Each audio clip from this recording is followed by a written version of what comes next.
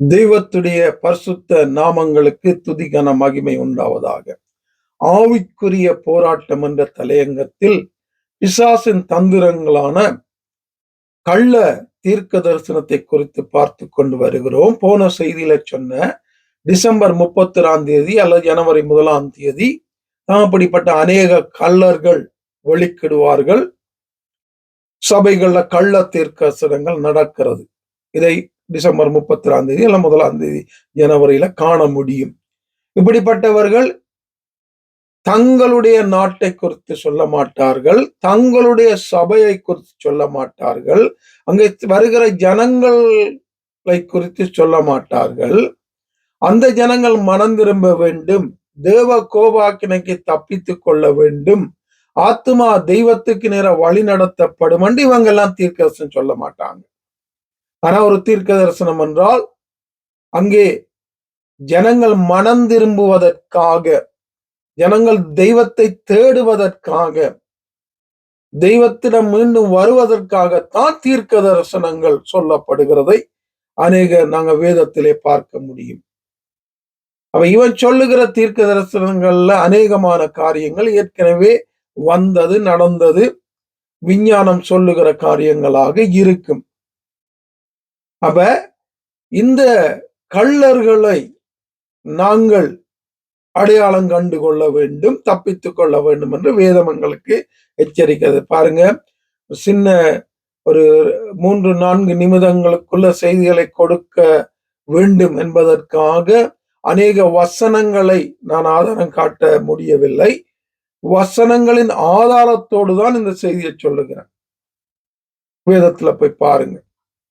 அப்ப 16 அதிகாரம் 6 சொல்லுகிறது, அப்பொழுது அவர் என் வார்த்தைகளை கேளுங்கள், உங்களுக்குள் ஒருவன் தீர்க்கதரிசியாய் இருந்தால் கர்த்தராகிய நான் தரிசனத்தில் என்னை அவனுக்கு வெளிப்படுத்தி சொப்பனத்தில் அவனோடு பேசுவேன்.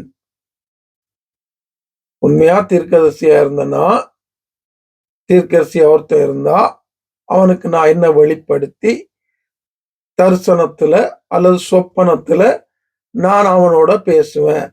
அப்ப இந்த தரிசனத்துல சொப்பனத்துல பேசுகிற தெய்வம் சரியாக 100% விதமாக என்ன நடக்க போகிறது என்பதை சொல்ல மாட்டாரோ, சரியாக எந்த நாட்டில, எந்த நேரத்துல, எந்த காலத்துல இது நடக்க போகிறது என்பதை சொல்ல மாட்டாரா, சரியாக இதனால வருகிற விளைவுகள் என்ன என்பதை சொல்ல மாட்டாரா, சும்மா குத்து மதிப்பாகத்தான் சொல்லுவாரா?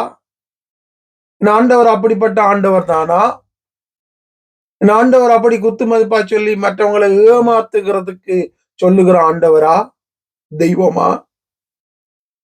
அவருடைய வார்த்தைகள் ஒன்றும் விலகுவதில்லை, பிசகுவதில்லை, மாறுவதில்லை.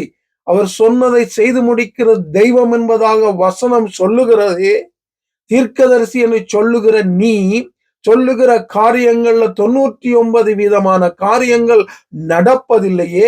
எந்த இடத்துல, எந்த நேரத்துல, எப்ப நடக்கும், இதனால என்ன அழிவு, இதிலிருந்து ஜனங்கள் தப்பித்துக் கொள்ள என்ன செய்ய வேண்டும், ஏன் என் ஆண்டவர் இதை செய்ய போகிறார் என்று நீ சொல்லுவதில்லையே.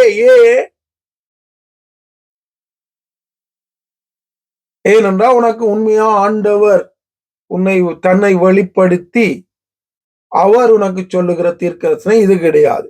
நீ உன்னை பெரியவனாய் காண்பிப்பதற்கும், உண்மை ஜனங்கள் மத்தியில உயர்த்துவதற்கும், ஏமாத்துவதற்கும், உன்னுடைய வயித்தை வளர்ப்பதற்கும் சொல்லப்படுகிற காண்பிக்கிற காரியங்கள் ஜனங்கள் அடையாளம் கண்டு தப்பித்துக் கொள்ள வேண்டும். ஆவியானவர் அப்படிப்பட்டதான ஞானத்தை, பகுத்தறிவை எங்களுக்கு தந்து எங்களை தொடர்ந்தும் வழி நடத்துவாராக. ஆமென்.